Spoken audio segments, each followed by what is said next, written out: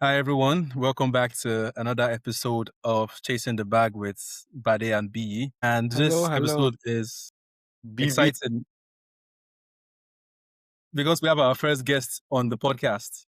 I'm Yes. Bade, honored. so, Bade was good. Yusuf was good. Yeah, good.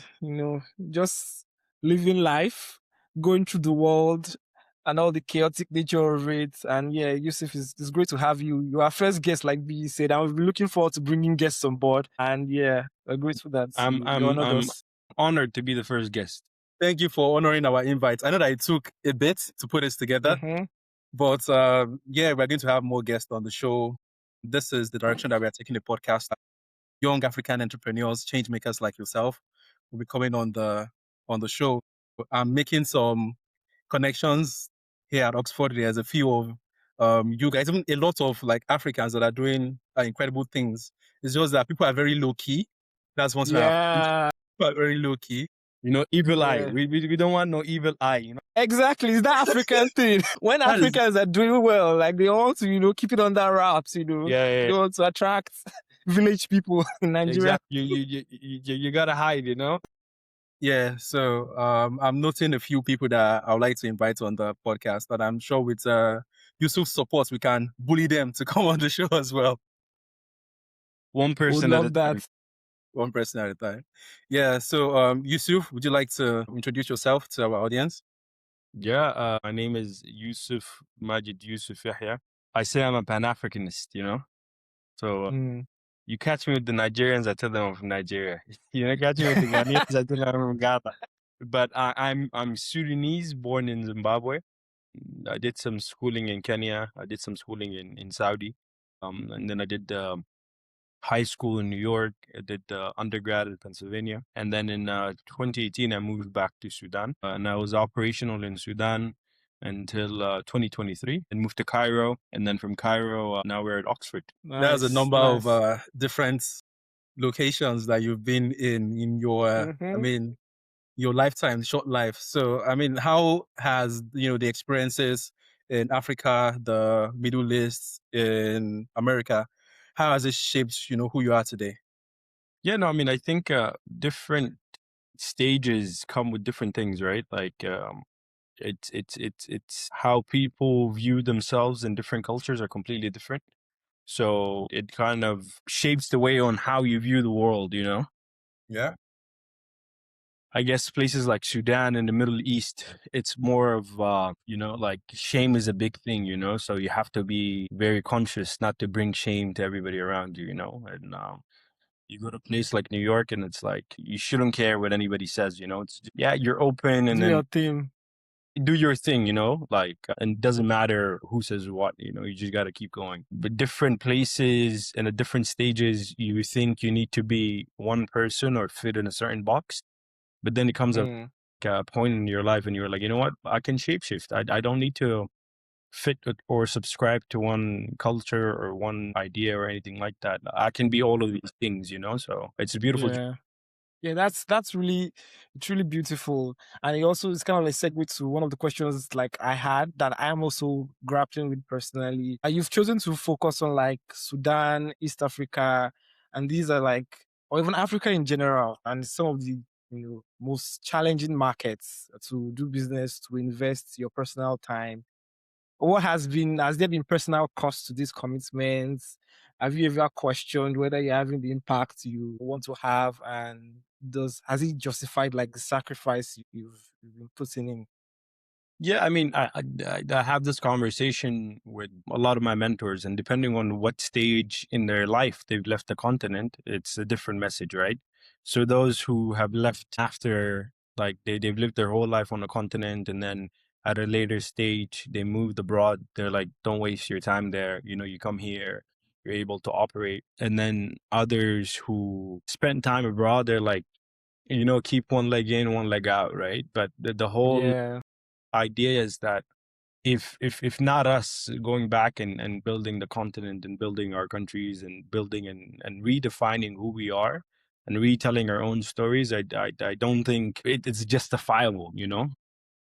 You know, God gives you all of these opportunities to see things, and I think it becomes a duty to kind of go back and share with the world or share with your people what you've seen elsewhere. You know, there's Plato has this allegory of the cave, right? And it's like this one person, they live in the cave their whole life, and then when they leave the cave, and then you have a choice.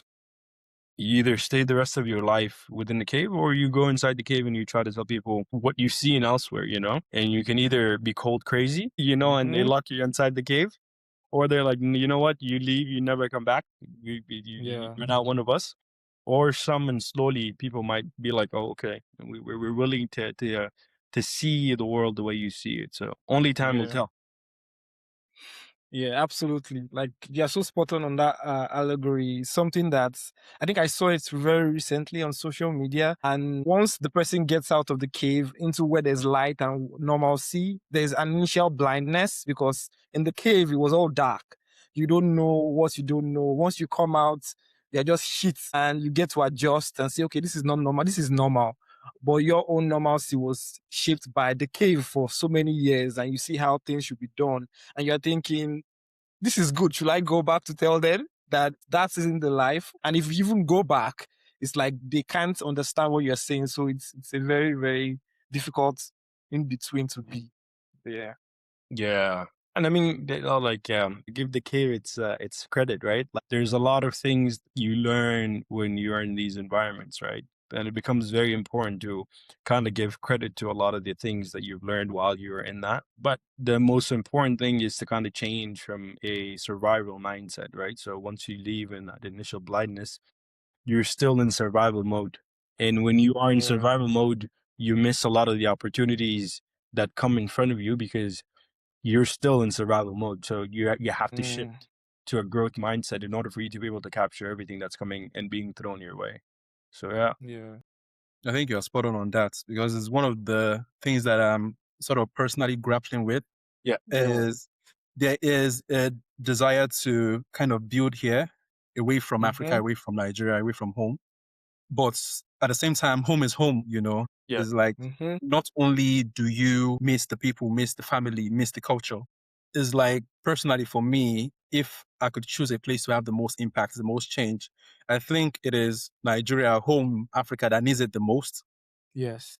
And but at the same time, you have to grapple with the cons of a decision like that of returning home to kind of build, you know. Everyone will call you crazy. Yeah. Yeah, but it also I don't think it's zero sum, right? Like you can build here and still do it there as well, you know, like, but you need infrastructure for that. So you need to figure out what kind of infrastructure you need in place in order for you to be able to kind of like scale up anything that you're trying to do, you know. There's always that famous story, you know, like somebody in the diaspora, you're sending money back home for your cousin to build your house, and then you come back, There's nothing. there's no house, right? So you got to know who you have in your corner while you're trying to build these things. So yeah. Yeah. One of the podcasts that I listen to is the Prof G show, Okay. Professor Yeah. Galloway, I right? used to listen And one to of the show. his sayings is greatness is in the agency of others. Yeah. Right. So you can't build anything great without involving people, carrying people along. And one of the points that you make is, you know, knowing people that are in your corner. So I'd like to know how you go about motivating people to join your ventures, to join whatever vision that you are building. One of them is the Innovation Labs, Savannah Innovation Labs. We're going to go into that soon. But like, how do you share that vision? How do you bring people along? Do you motivate them just by offering them a salary, or how do you sell the dream?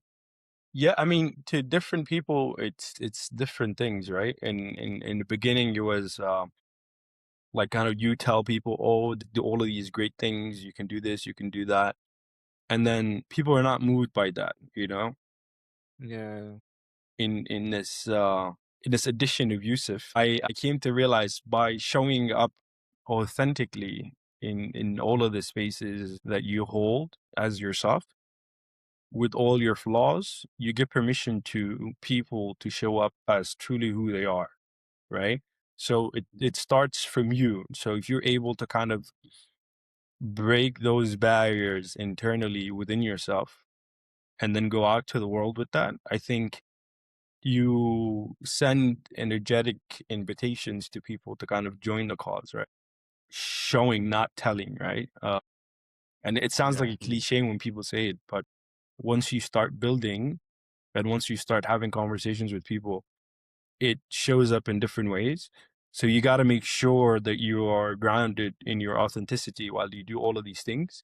And that's an invitation for people to also be great around you, you know? And then different people are going to show up as who they are. And then naturally, you're going to be able to build the team around you and motivate those who are around you to be the best versions of themselves. And that's actually all you need to do. Yeah. Yeah, I absolutely agree. I agree with that. It reminds me of like one of the lessons that I learned from business school. I went to Yale, not Oxford like these two. And in one of the classes, What's Yale? One of the others. One of the others. okay. In one of the classes I took, we were kind of analyzing and comparing internal and external motivation. So you find that people in the short term are more motivated by external things, salary, the position, what the title is, but that purpose that they get and the internal values they derive and they feel with the organization is much more long lasting in terms of incentives and motivation to people long term. And that's why you find people, for all the great things and that Elon is able to assemble a team that truly believes in what he's building. When he was doing SpaceX, when he was in Tesla, and like you were saying, Yousif, he would be on the floor with them so they could see. It wasn't only about like what he was saying, but what they could see about this person. And that's one of the values that really helps him build a team and build all the successes he has been able to, accomplish. You know, I never learned in school how to manage people. So when I first started, it was just me, raw dog in life. And then I thought by screaming at people and by coming in and showing your dominance is how you get things done. And then things would get done, but then things would break. And then you're like, yo, people, the signals were around you. Why did not anybody speak up? And then people are like, yo, like, because you'll scream, you know, like you're going to come shouting at us, you know? So you then learn, like, oh, it's not like, okay, you can instill fear in people, but that is not what's going to actually motivate people. You know, you need to build a psychologically safe place, something I learned in my class at Oxford. A psychologically safe space, you know? And it's really fascinating, you know, you do things and then you come to a classroom and you're like, oh snap, there's a name for that. Absolutely, yeah. You know, and then it changed, you know, there's a clear evolution of how we were able to kind of do things. So yeah. Yeah. I mean, we've spoken a bit about Oxford. So I have 2 questions for you to kind of tie in together. Okay. First is I would like to know what the ultimate personal goal is for you. You are working with a lot of businesses, building these ventures. So what is the ultimate personal goal? And also you are here at Oxford we're together here for the next 9 months or so. And could you tell us a little bit about why the MBA ties or how the MBA here at Oxford ties into that personal goal?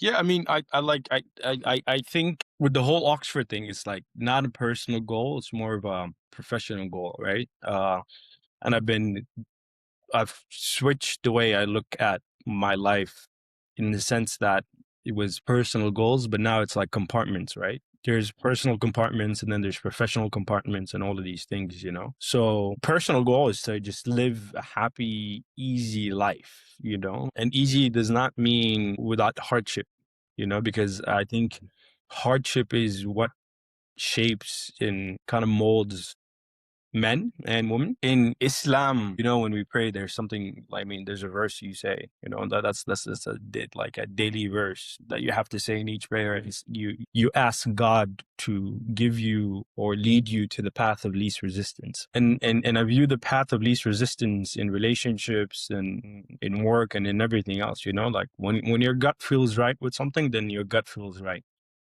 That's kind of like my personal goal, to lead a life and live a life that's like the path of least resistance. Professionally, I aspire to be a Sudanese prime minister or Sudanese president at some point. Beautiful. Yeah. You know, a lot of people have mentioned that in the cohort. Yeah. I've heard that, Mentioned what? I've heard that That he wants said, to be president. yeah, like, oh, one day this guy's gonna be president of Sudan. Yeah, so that's the ultimate professional goal. And everything being built is to kind of like build around it. Why the Oxford MBA and not the Yale MBA? It's better. It boils down to where Oxford is geographically, in the sense that it is still a powerhouse when it comes to the continent, right? Break into certain Yeah. rooms in the continent, you still need some stamps of approval from the outside, right? Yes. And those will allow you to play domestically with ease. Yes.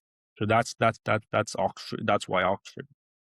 Why an MBA? I think the next generation of African leaders in business and in public spaces are going to be people with that background. In places like Sudan, politicians are it's a job.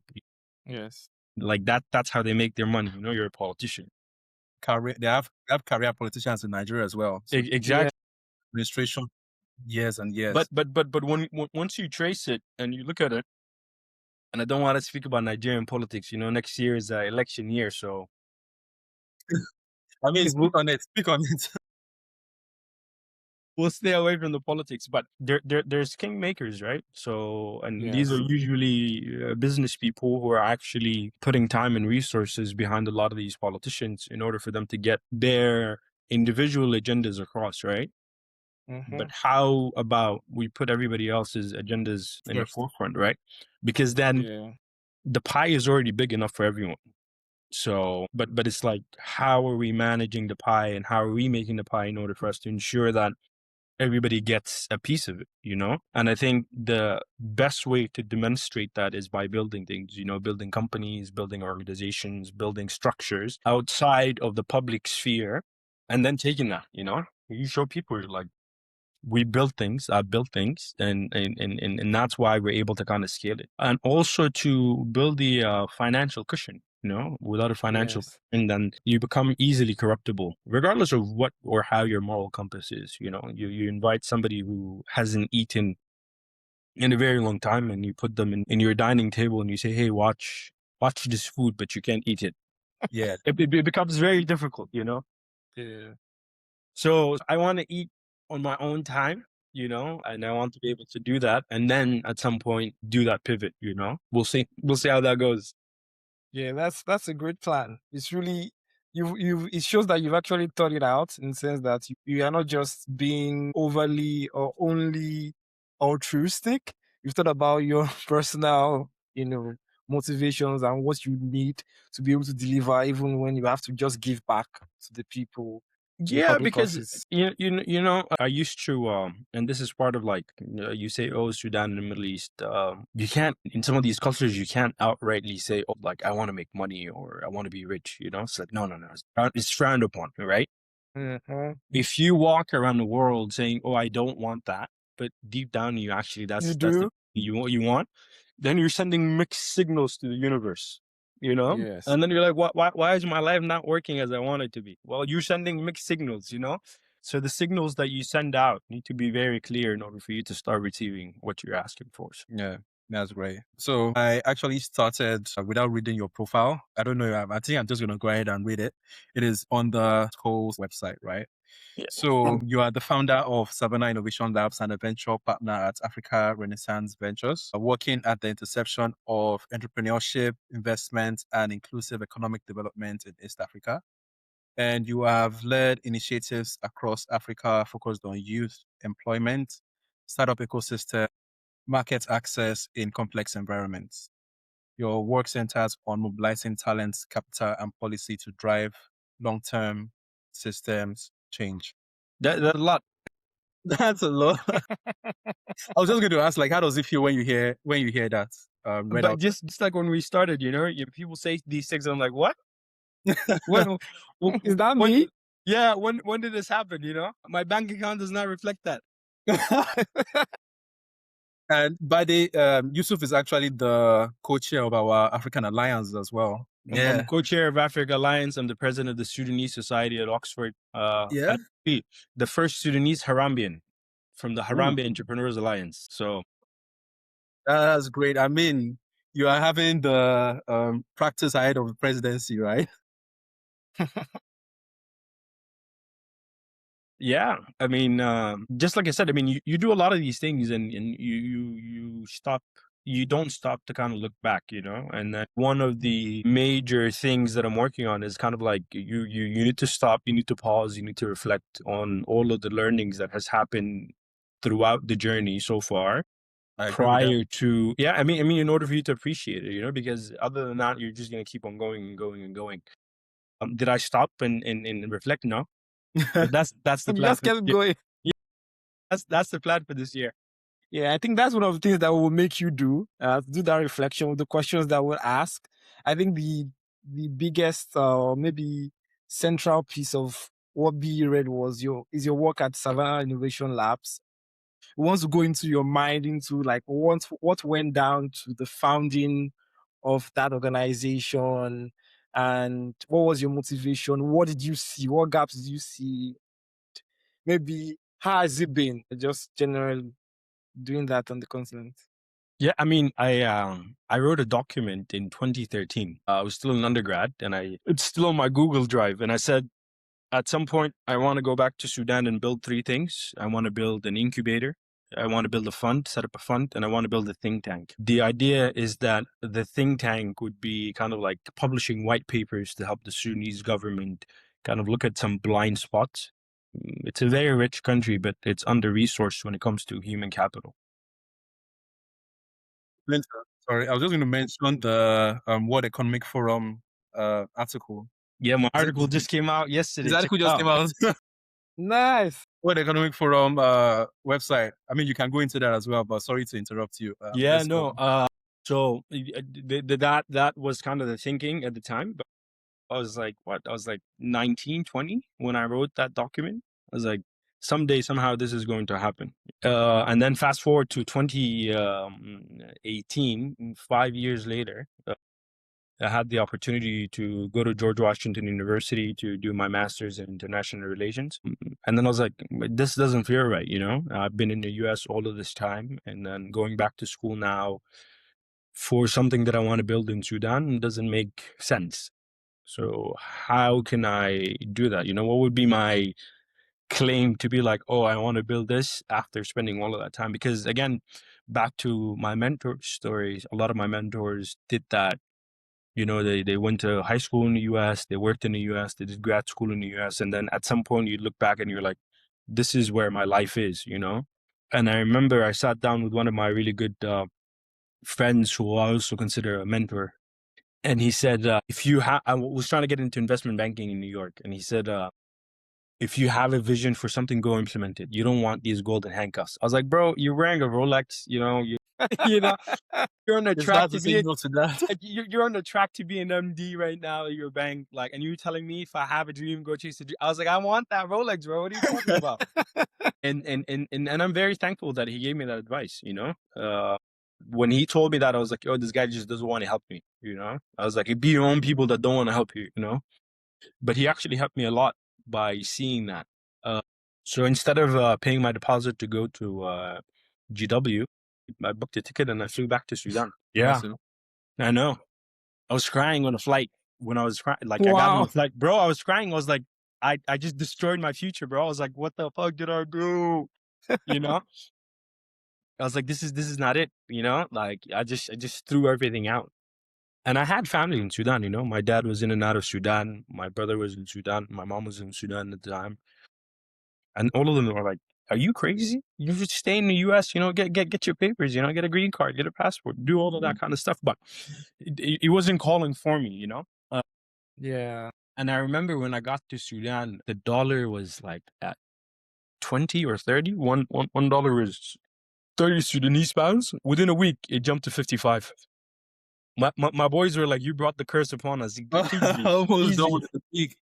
Please leave the country. And you can't speak about what happened like my move to Sudan without speaking about the political environment in Sudan at the time. There's a popular revolution that was happening, the president had been at the time in place for 30 years, and there was like movements back to back to kind of get him out. I'll not get political, I'll not make any political statements here, but by a popular uprising, he got replaced. But at that time, there was like a famous sit-in that was happening in Sudan in front of the military HQ. People were camped out there for like days on end waiting for the president to step down, And I was building, like I was literally building a physical building. The roads were blocked, I'd call my guys, I'm like, yo, come on, we were supposed to do the roof today. They're like, there's no transportation, we can't come, we can't do this, and so on and so forth. And that was at the time where Savannah was actually being built, stone by stone, brick by brick. We got our old building and we refurbished the old building.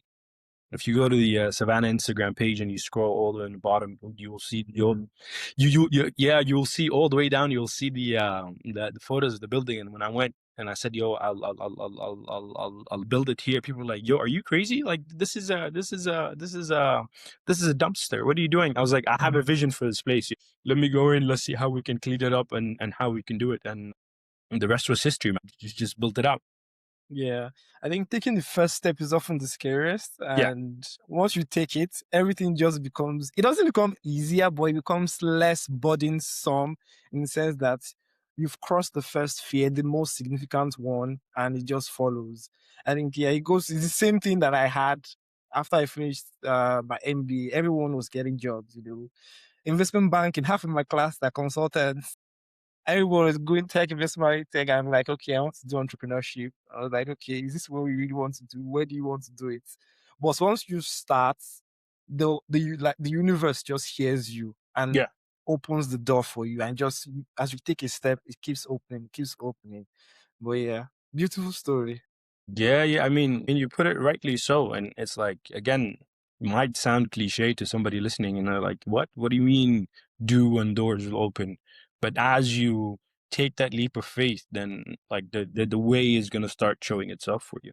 I mean, you guys are inspiring me right now because I had lunch with someone this week, and one of the topics that we discussed was my own next step. And I'm still in the process of figuring that out. And I spoke about my background in oil and gas, project management, and how now maybe considering consulting. And once I said consulting, she was like, don't do consulting. She's been there, she's done that. And yeah, I think what you said, Bade, on the universe listening to you once you take the step is one of the things that I actually experienced last year. And I think I'm still going to take some time to make my decision. But yeah, just writing on that, right? Yousif, your work is about unlocking the entrepreneurial ecosystem in Africa, East Africa. Yeah, so how do you go about doing that? I know that you do the incubation, the digital literacy, advocacy, networking, and yeah, so what are the important parts? How do all those parts fit together? Yeah, I mean, with regards to the lunch that you had, right? Like, I mean, when you sit down with yourself, if it's something that you can easily get, that means it's not it, You got to do what scares you, and what scares you, when you're laying down in bed, that thing, that's the thing you got to do, and that's when you're going to feel the most of it. With regards to the work that we do, again, it goes back to kind of the blueprint, right? Like, I want to set up companies in Sudan, and there's an ecosystem that's already developed, we have big family businesses that control a lot of the sectors in the country and so on and so forth. So for a newcomer to come in, it'll be very difficult, the barrier to entry is very high. Not because of relationships. The relationships are there, but it's because of capital and then credibility. People expect you to either come in with your own capital, or they expect you to come in with like a tremendous amount of experience and then try to kind of penetrate to do these things. And then I was like, I'm not going to do that. Let's see what we can do. The startup ecosystem in Sudan in 2018 was still at its infancy, and I still think it's at its infancy. When I was setting up Savannah, I got included in some Pan-African organizations. One of the most important one of them was the Labs network. Labs is based out of Khartoum Street in Abuja. Khartoum is the capital of Sudan. Sudan. Yeah. And it's a Pan-African network of innovation labs and hubs in 54 African countries. The year they had one of the conferences in Ethiopia, literally booked a ticket and just showed up. And then I started speaking to people, and I was like, "Yo, what are you guys doing?" Some people were like, "Yeah," because at the time I was like, "Okay, I built this dope space. I'm working with a lot of artists. This is a painting from one of the artists that we used to work with. His name is Hani." And I was like, "Yo, let's set up a co-working space." And everybody that I spoke to were like, "No, no, no, no. Like, you'll burn cash with a co-working space. You know, you'll set up a co-working space, but there's no money that's going to come in, especially in a place like Sudan. There's a lot of load shedding that happens. So there's no electricity. So you got to make sure that you have diesel. The currency was depreciating every day. I was literally, before I went to the conference, I think we changed the pricing for the co-working space 4 or 5 times, you know?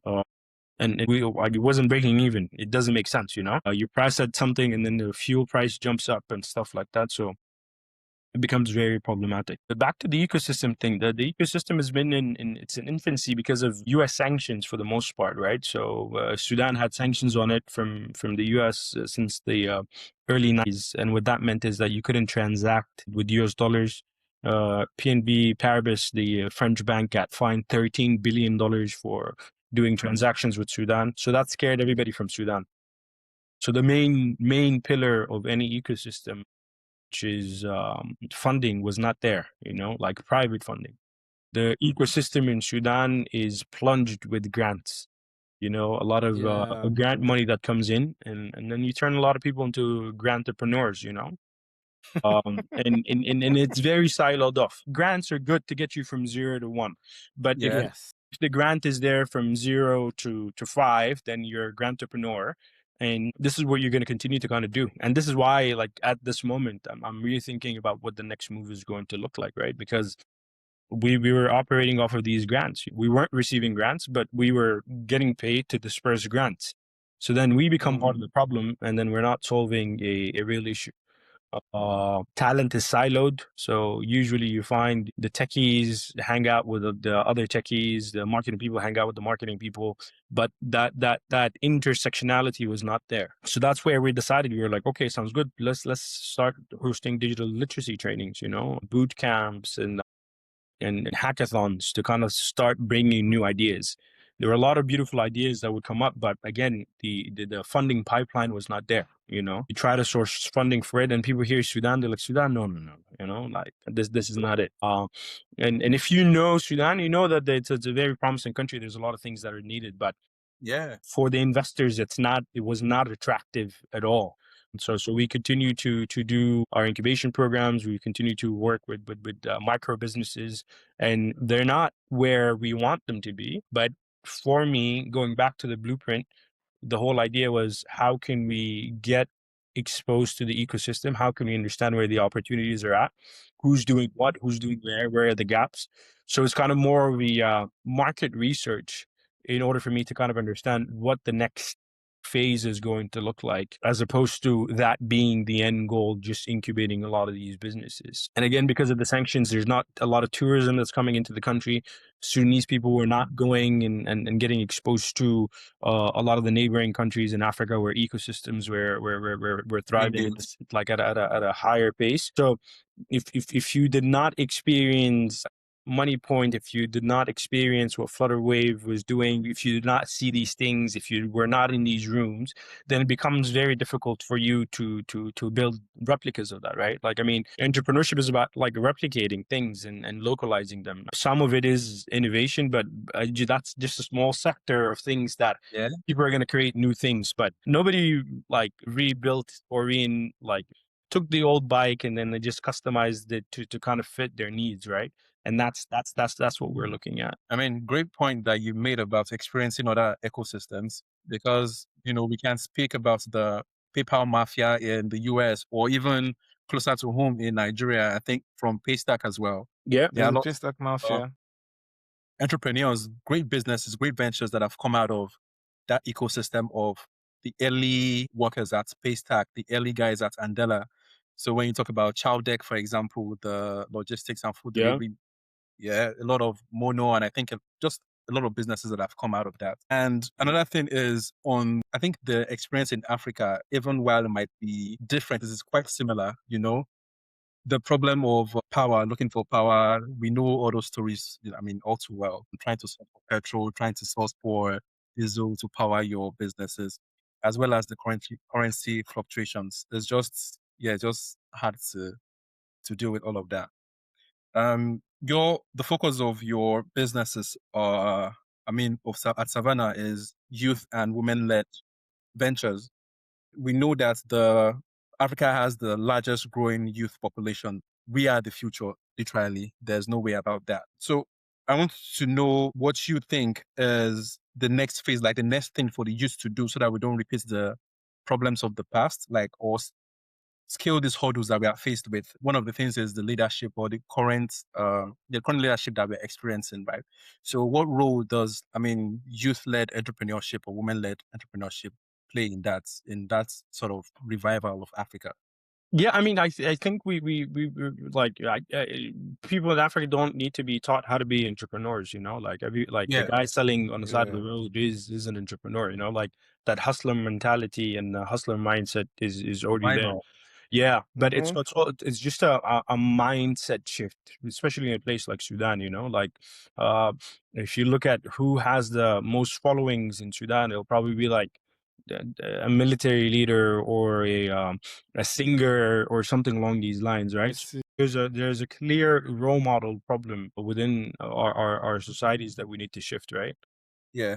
People want to be musicians or they want to be soccer players and so on and so forth. And there's nothing wrong with that. These are amazing people, but we need people to kind of come in and set up mini grids. We need people to come in and set up desalination stations and stuff like that.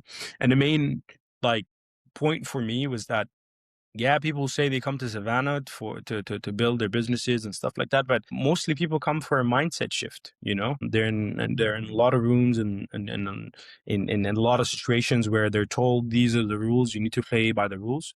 And this is something like I picked up from New York, and I guess that's the same mindset you get when you go to a place like Lagos, right? Rules are meant to be broken, you do what you want to do. If you have ginger, you can do whatever you want.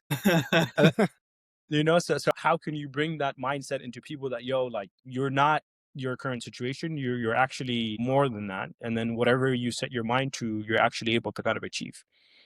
So that's the main thing I think a lot of youth on the continent need in this next stage, right? Because a lot of people think, I need to come to Europe in order for me to be able to do what I want to do. I need to go to the West to do that. But a lot of the founders that are operating out of Kenya, out of Tanzania are all Europeans, and all of them are Americans, right?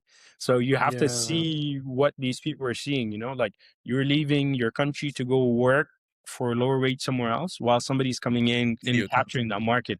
Of course, there's a problem where a lot of the funds on the continent, now there's a lot of diversity in the GPs and the fund managers that are around, but a lot of the funds are still American funds. People are still registering their companies in Delaware and registering their companies in the UK. They're doing business in Africa, but then if they exit or they make money, it's not going to the continent. They take it out, right? Yeah. So these are the structural and the system changes that need to happen in the continent in order for us to be able to get that next stage. And the writing was on the walls. There was China. People were in China 50 years ago. They reaped the benefits. People were in India 20 years ago, and now they're reaping the benefits. But the next chapter is going to be on the continent. It's going to be Africa, right? So if we don't set the infrastructure for that next phase, then we're just going to watch it pass right by us. Yeah, absolutely. Just to double click on, I think one of the things that you mentioned, the previous, your response on the Entrepreneurial,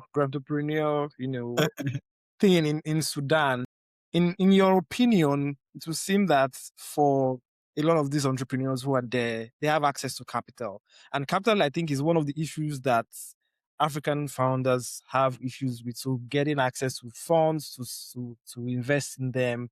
However, you're saying that they have access to free money, non-dilutive capital. So would you still say that funding is still an issue for Sudanese founders, or is it more access to markets? Like, what is the barrier to that, skill, nature, I or don't. even? Some people might hate me, but I don't think the problem is access to capital, right? I think the money is there, but the know-how, how to manage the money and how to set up actual real companies. We set up the first Y Combinator backed startup in Sudan. We raised $8.5 million to the Sudanese market to build the first digital bank in Sudan, and we failed mostly because of like internal issues, right?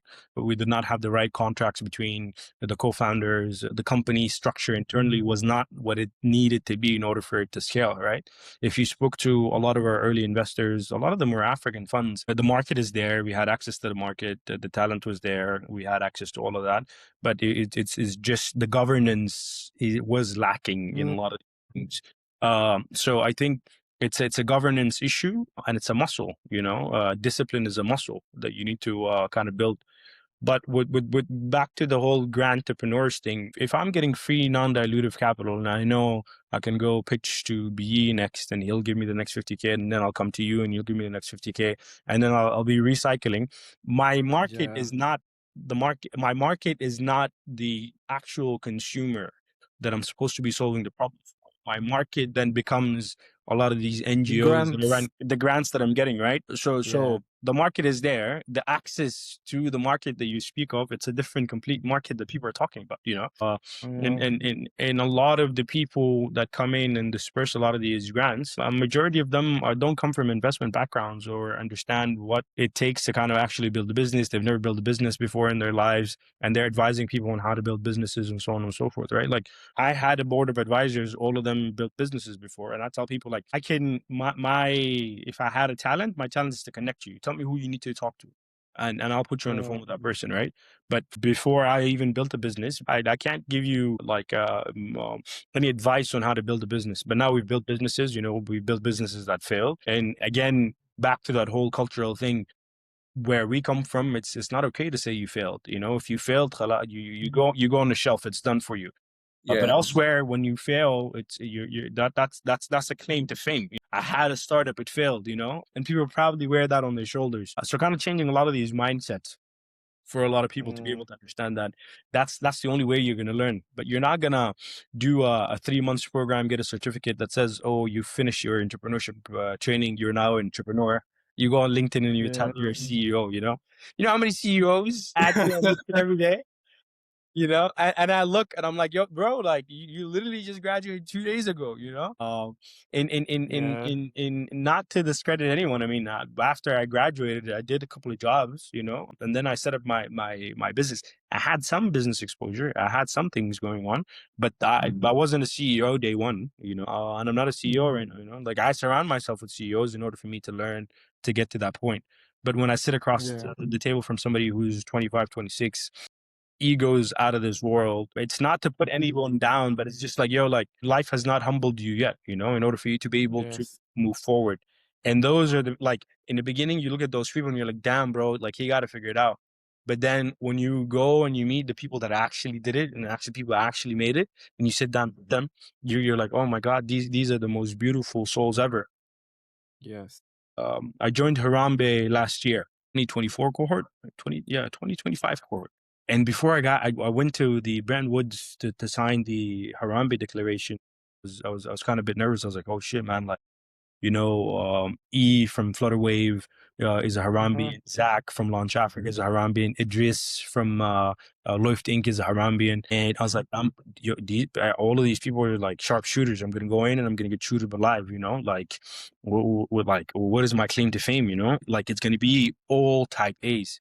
But you walk into the room, it's all type A's that are filled with love, and compassion. They understand what it takes to do this, they understand the struggles that you need to go. Everybody comes in with their scars and they're proud to share their scars because they're like, had it not been for these scars, I wouldn't be where I'm at, Yeah.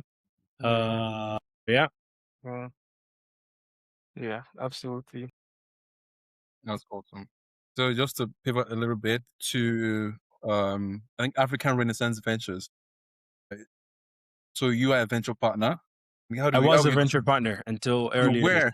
Yes, until earlier this year.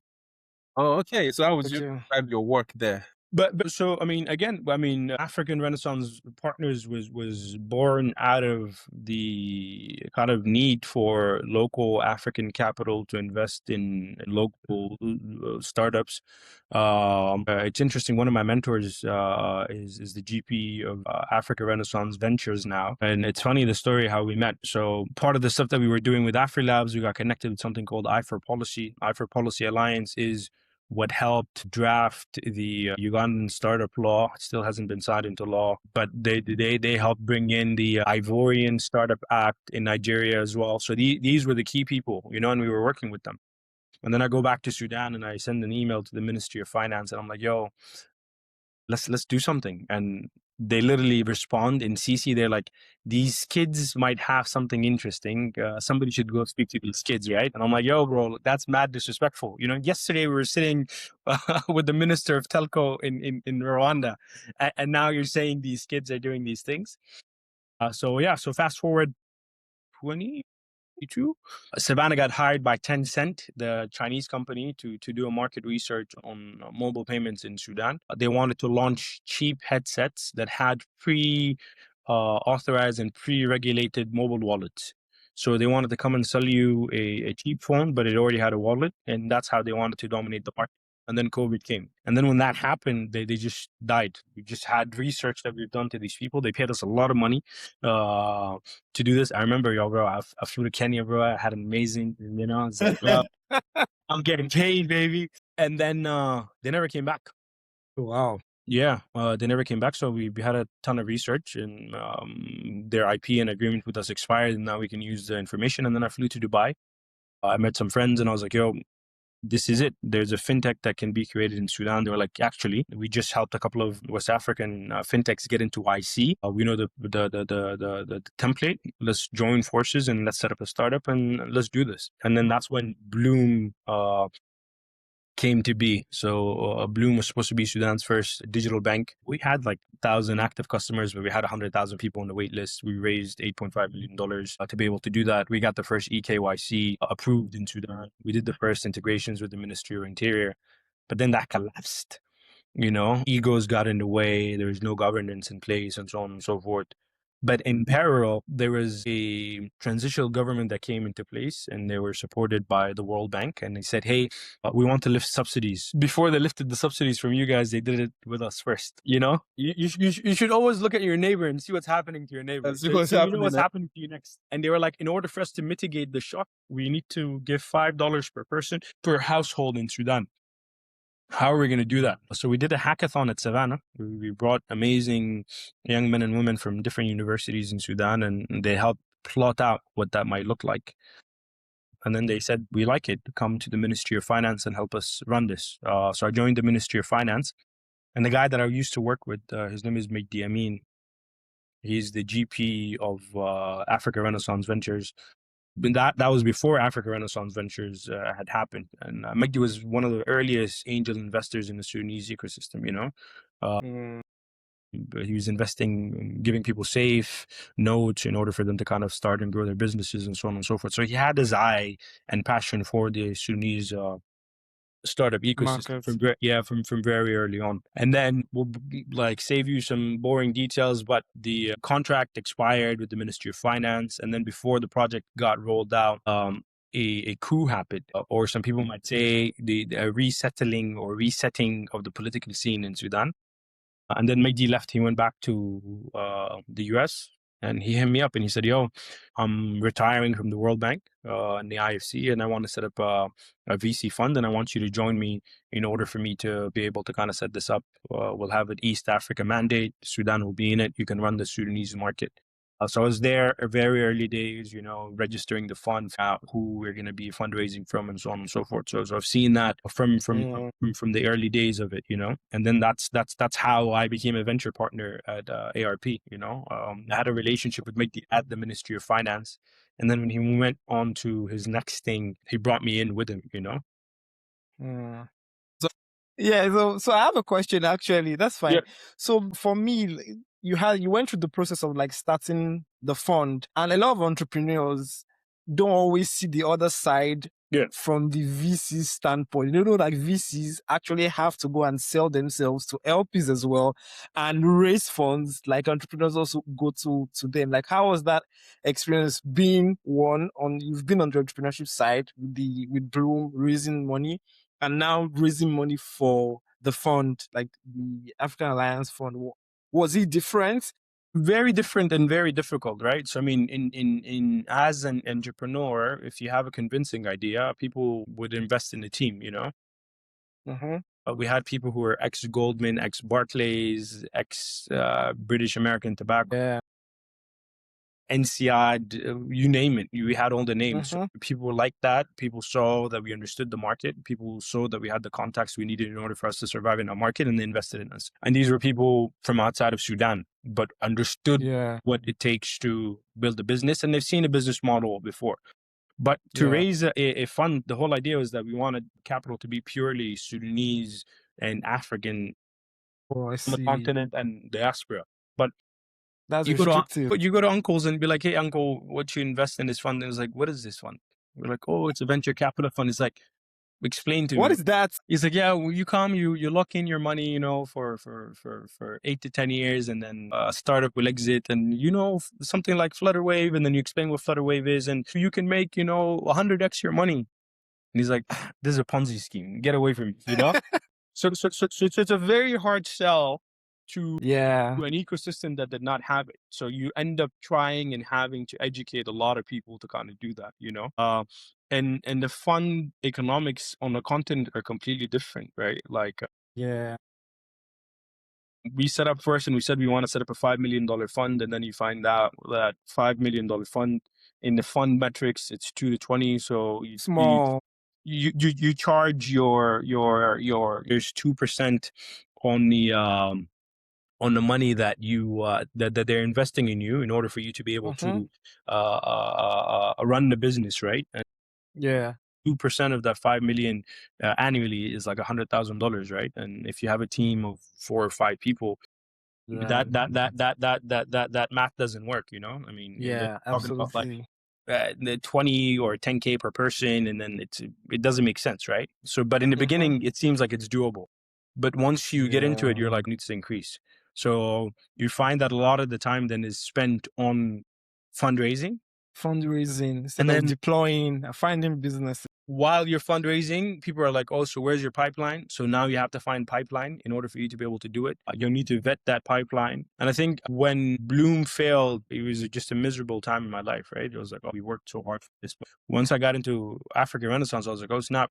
Now I can speak to founders, and I can walk into companies, and I can tell if this team is actually good or not, you know, aside from the idea or aside from the technical skill sets that they have or they don't have, right? So that gives you an edge. Raising money as a fund is a completely different challenging. Very challenging. I have a couple of VC friends, and when they are going through the fundraise, you always know, like it's really tough on this side of the world where they read from like institutional investors, pension funds, family offices. They have to show fund track record. If you're a new fund, it's almost impossible because you don't have track record. You have to go, except maybe you work in investment banking, you have some experience, you know, deploying capital in the past, and use that as some sort of like your metrics to prove that indeed I know how to deploy capital. So it's really tough. Just to say to entrepreneurs, like on the other side, it's also for the funds. On the other side. It's a bit early to talk about this, but I'm working on setting up a fund. It's not a VC fund. It's a blended vehicle. We had some impact investors at Oxford a couple of days ago, and I was talking to them. One of them has a fund management platform, and I went to him and I introduced myself, and I said, "Oh yeah, and I want to do this." And yeah, no, we can look at it and we can help you out and stuff like that. He's like, well, "How big are you trying to raise?" I was like, "Oh, first raise, I'm trying to get $1 million." He's like, $1 million? What? That's so small. bro, literally, like his face turned into disgust. He's like, "What?" He's like, the least we worked with is $150, $200 million. I was like, "I beg, bro, Like if I did not raise the first $1 million, how can I go and raise the first $150 million? You know, so Yeah. like the places where and the spaces where I operate, that $1 million is a lot of money. You know, Mm-hmm. so that's why it becomes very important for us to start designing funding mechanisms that actually look like us, as opposed to shape Absolutely. shifting to fit like the funding models that are out there that don't fit us. Mhm. And then we Yeah. mold into them, and then that's not us anymore. Doesn't You know, work. it doesn't Yeah. work on the continent when Yeah. you come to actually start operating that. So yeah, so people expect you to start at 100, but they also want Mhm. you to see your track record as a fund. You know, like I have a track record as a person. You know, I've deployed capital, but I don't have a vehicle. Absolutely. I was listening to Vusi and it was like the 220 model doesn't work in Africa. No. Like it's not made for our context. No. We need to find models that actually work and helps both the investors and the entrepreneurs achieve like our goals. But yeah, spot on. My whole mindset now on it is cash flow positive businesses, bro. Like this, getting into business, fattening the business, let the business burn cash, and then one day the business might hit or miss. I don't think. I mean, there are people who are great at that. There are people who see the value in that. But for me personally, when I set up my vehicle, it should be boring businesses. You know, like Yeah. technology is very important, but I don't think technology is going to change and save everything in the continent, right? Like we still need some basic Mhm. necessities, right? Infrastructure. Those basic infrastructural things, that's where the money is going to come from, you know. Like let me raise a fund and set up a microgrid and sell electricity, you know. Like I'll be cash positive, and that's all that matters, you know. And my investors are going to be able to kind of recoup their investments and so on and so forth, as opposed to kind of like running against and trying to find a needle in a haystack, right? I mean, it's almost impossible to kind of find that stuff. Yeah, Yeah. absolutely. I was going to I say, agree. I was actually having that same conversation with somebody here at Oxford, my friend Abosede, you know Abosede, right? And about this, one thing that Vusi has also talked about is these unicorns versus donkeys, right? Like Yeah. having African solutions to African problems. So not all companies are going to be tech companies. Yes. You mentioned the cash flow positive businesses. So there are these businesses that are not tech first, but they can be tech enabled. Yeah. So think about the Tyler, people that make tiles, that do ceramic in maybe in Ogumosho in Nigeria. You know, there are businesses like that where they just need some sort of capital, very small, Injection. $15,000 in funding just to shoot them to the next level or 4 levels ahead. And with things like mentorship or, you know, business leadership, you bring people on their board to support digital literacy. You can 10x businesses like that, or even X businesses like that. So yeah, the focus has to be more away from tech, in my opinion, as well. Yeah, and it's like, and that's where the disconnect between what's happening locally happens, right? When you want to just import ideas as is and bring them into the continent, it is foreign, and that's why the body is going to reject it, you know. And then you're going to be like, Africa is not good for VC. African startups are failing. Well, the model is not for it, you know. Get us something else. Let's create something else. Absolutely. Yeah, I think just and that segue is like you've done work. I'm sure you've done entrepreneurship and you've done some policy work, and you intend to like have a think tank like into the future. What do you think are the policies? We can start from Sudan and maybe East Africa, Africa in general. One policy that you think, if implemented, will kind of change the face of entrepreneurship on the continent. I don't know if you've given this some thoughts. I mean, you're advertising my latest article at the World Economic Forum. I think what would be just said with regards to digital enablement and technology enablement. I think having a unified digital identity in Sudan is going to be the first step in order for us to be able to do that. I mean, when we wanted to run the project at the Ministry of Finance, one of the biggest problems is that we did not know who lived where and what. You know, so that data was not there in order for us to be able to kind of help the people that actually needed to be helped. That's one. And two, policies that enable, I know you said one, but policies that enable and encourage investments and protect investors, right? Right now, I think they say it takes a week, but it takes a couple of months to register a business in Sudan. And it's not at the advertised price tag, you know. You're going to have to get a lawyer. This lawyer is going to have to pay some breakfast here and pay some dinner there in order for you to get it, you know. And this is what people leave for. People like to go to places like Saudi or Dubai or even Rwanda because you're able to register your business in less than 24 hours. Fast. Yes. And like you set up your bank account even in less amount than that. So let's remove the barriers that are there for people to actually start setting up businesses, and in order for them to be able to kind of innovate. I think another thing that's very important is having our own pension funds and having our own insurance companies and those cash giants invest in developing a lot of these ecosystem, right? Like the whole corporate venture thing does not exist as yet. They have business development units and a lot of the companies in Sudan, but how can you support businesses that complement your business, and then at some point you can acquire them and do a lot of M&As there, right? So these are the things that are needed in order for you to then create the jobs, attract the investments, and then actually create a healthy ecosystem around everything that needs to be done. Yeah, spot on. Digital inclusion is a big issue. I know for startups that are in Africa and Nigeria, one of the issues that investors typically have in rating or even ranking them is access to data. So how do we even know what is happening? It's very opaque. Regulators or the institutions that are meant to collect and track data don't do a great job of doing that. Yeah. Maybe the solution would be for private people to start going into the data space, getting with government approval, of course, and getting information on people, and it's of course proper regulation, data privacy laws embedded. But it should be a system that the government should take care of. But since that's a problem, maybe private parties can also venture in that space. Yeah, and I'm all for small governments, right? You have a very small, agile, strong government that has very good and comprehensive regulations, adaptable in place, and then let the private sector build what the private sector needs to build, right? But ensuring that there's consumer protection that's in place, there's data privacy that's in place, and all of these different things, right? Once these pillars are in the right places, then we're able to kind of move forward and get what we need to get done. Because other than that, it's like we're struggling with that. There's this whole conversation right now with regards to reconstruction in Sudan. I mean, Sudan has been going through one of the most brutal wars in the world right now, with one of the largest internally displaced populations. And the government now is talking about our reconstruction and how we're going to do reconstruction, but they haven't changed any of the main policies.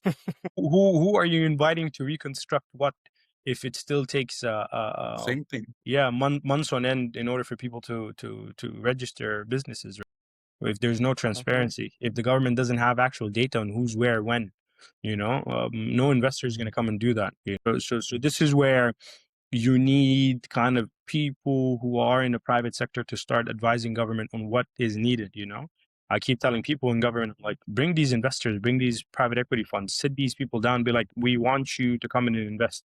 What in the environment do you need from us in order for us to ensure that you guys are able to do business, right?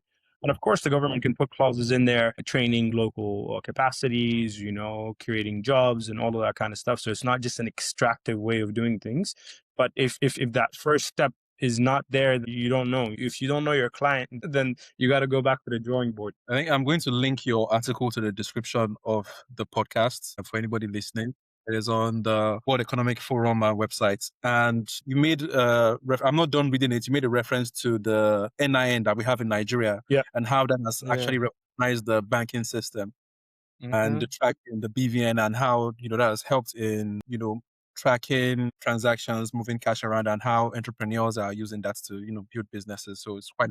That becomes very important, because one of the problems, I remember, I've been to Nigeria a couple of times. The street behind the Transcorp, the Hilton in Abuja, they just stand out and they have the cash. I was like, yo, let me. Yeah. I mean, it's good that these people have jobs, but it's also, this is very bad for the economy if people are exchanging currency not within the banking system, right?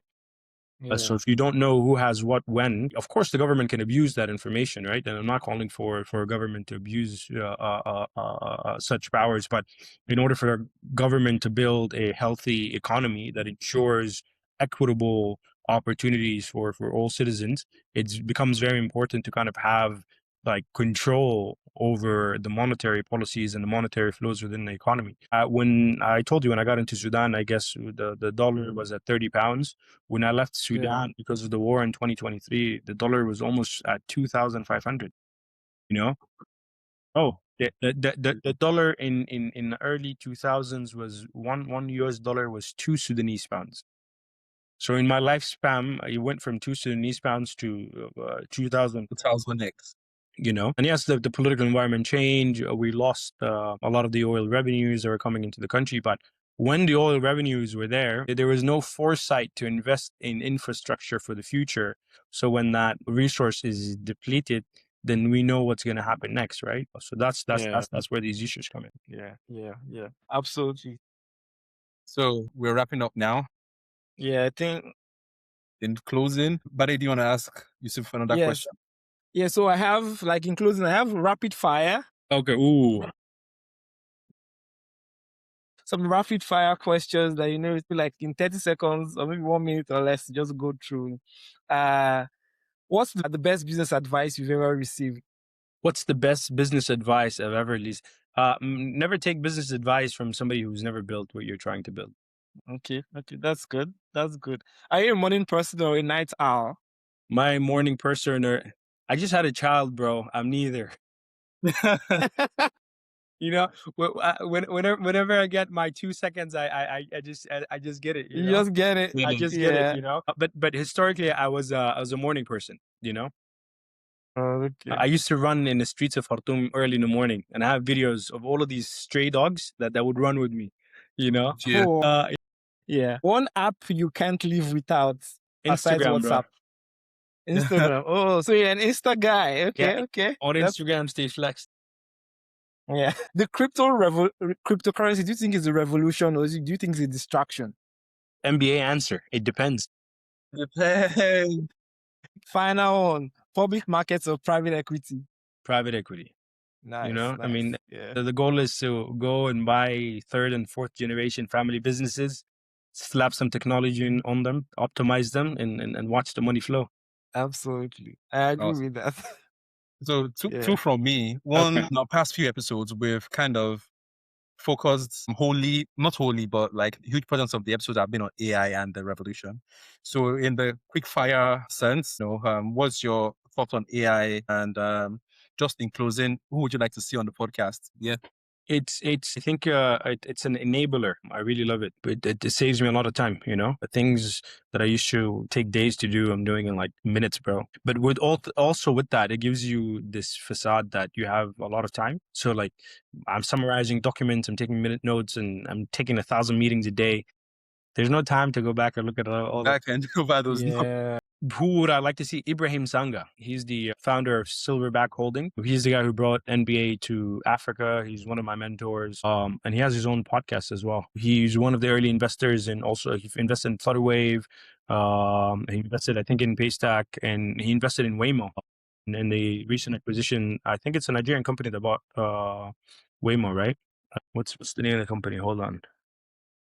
Nigeria. Move? Yeah, Move. Well, yeah, partnered. So they partnered with Waymo. Yeah, exactly. Yeah, so he's also an investor in Move, and I think he's exited a couple of companies last year. He's also done an exit earlier this year, and he's 10xing his portfolio. He's a man that leads by faith, and I think a lot of people should hear him speak and learn from him. Yeah. Also, we would love we to added make that to our list of intros for Yousif to make. I told you if I'm good at one thing, I'll make the intro. Don't worry about it. Guys, thank you so much for having me as your first guest. I'm truly honored, and I truly can't wait to see where this thing goes. It'll be slow, it'll be boring, it'll be dead at times, but yeah, just keep the consistency, and then one day you're gonna look back and you're gonna be like, oh damn, bro, like this thing's happening. So you know what? Like we had kind of an hiatus last year. Then we recorded the New Year episode. Yeah. And we put that out. So we split it into two, one prediction episode for the world and the other one for Nigeria. And we put that out, and, the growth is slow. Like you said, we had 55 subscribers on YouTube, right? Yeah.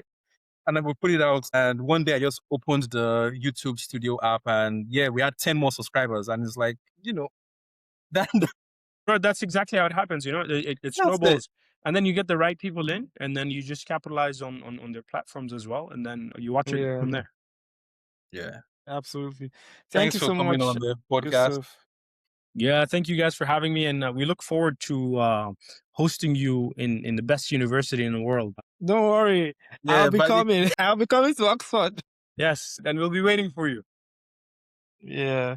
All right, have a good one, guys. All right. all right. Bye Thank bye. you. Cheers. Thanks for Bye. listening. Thank you. Bye.